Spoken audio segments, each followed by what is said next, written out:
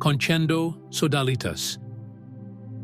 The source before consciousness, beyond the I am. The final recognition. Greetings, beloved fratres and sorores of Conscendo. The deeper we turn into our own essence, the more complexity dissolves. The journey culminates not in greater intricacy, but in absolute simplicity. There comes a point where all words become redundant, and what remains is the vibrant silence that permeates all, the undifferentiated energy that we are in our most primordial root. One of the last and subtlest barriers to be transcended is the very identification with consciousness, or with the observer. It is the final attachment to what seems to be the safest harbor, the very sense of I am. As a reminder, in earlier texts we have said, the expression I am, though apparently simple, carries within itself an immense depth. It is not an affirmation of the ego, but rather the recognition of pure presence, of the primordial consciousness that inhabits each of us. It is the echo of the source itself, the individualized manifestation of universal consciousness. When we pronounce I am, we are not referring to the body, to thoughts, or to emotions, but rather to the silent witness that observes all these. It is the perception of our immutable essence, which transcends the changes of time and space. The experience of the I am is a call to delve into our interior, stripping ourselves of all identifications and labels. It is the encounter with our true divine nature, the realization that we are an integral part of the consciousness that permeates the entire universe. It is the awakening to unity, the dissolution of the illusion of separation, and the profound understanding that we are, in essence, the very consciousness that seeks to recognize itself through each experience of life. This is a monumental step, crucial and true. It is the realization of non-duality. Yet, for the ultimate purpose of this text, we must go one step further, or more precisely, one step prior.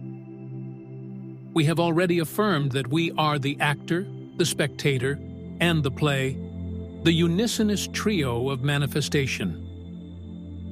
However, even this experiential trinity, as unified as it may be, is still manifestation. It is still a play of light and shadow within consciousness. The final truth to be remembered, for it was never lost, is that our essence is not even the consciousness that observes. Observer and observed are poles that arise together, in mutual dependence. Our ultimate nature is prior to this polarity. It is the unmanifest space that allows both observer and observed to come into being. It is the absolute rest that is the source of all activity. We are not an empty nothingness, but the fullness of the void, the absolute nothing that, paradoxically, contains all in pure potentiality. It is the perfectly white screen, immutable and indestructible, upon which all the films of existence are projected and from which they are made, but which is never touched or altered by any of them. This is not something to be attained. It is our eternal condition. It is the dreamless sleep that underlies even the most vivid dreams of waking life. It is what you already are, before any thought, sensation, or perception of being someone, or being conscious. The source is not a point of origin in time. It is the eternal presence that neither comes nor goes. It resides only in the silent repose of this immutable energy, undifferentiated and beyond all concepts.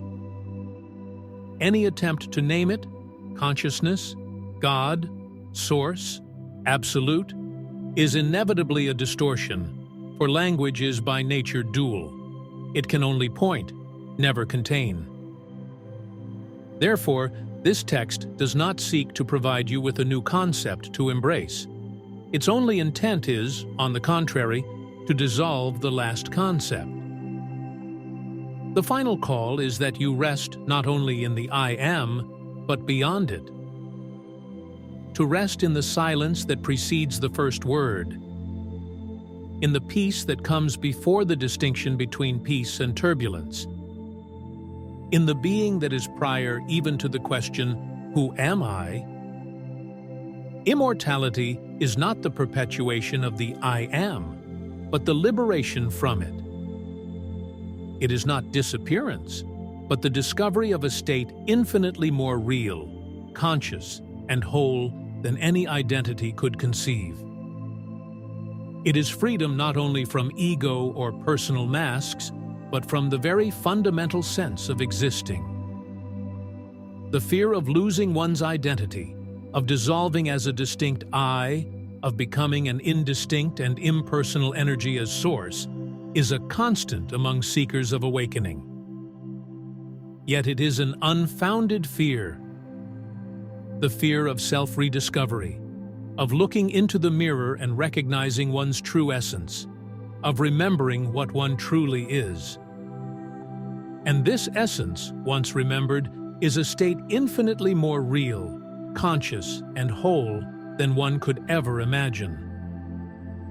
The mind is confused when confronted with this teaching, like a wave trying to comprehend the ocean. The wave can know other waves, experience the surface, even recognize its moist essence. But to know the depths is only possible when it dissolves, not into nothing, but into what it has always been. The last invitation is a rest, the very dissolving of even the I am, and the repose in the bird that flies before flight, in the silence that whispers before the first word. There, awakening blossoms, born not of attainment, but of remembering. This is authentic awakening, not to something, but from nothing. In the eternity of that which has never been born, with sincere vows of awakening. Conscendo Sodalitas.